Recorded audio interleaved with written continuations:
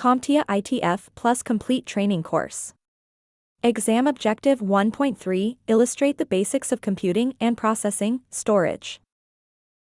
Storage is a process through which data is retained for future use. Data retention can be either temporary or permanent. For temporary storage, specifically while the computing device is powered on, any necessary data for the device's operation will be held in the system memory. Unfortunately, once the device is powered off, the system memory will no longer retain any data. For a more permanent data storage solution, a storage drive can be used.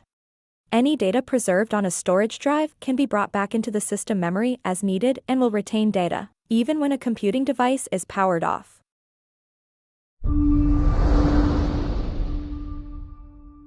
Thank you for watching. Subscribe for more great content.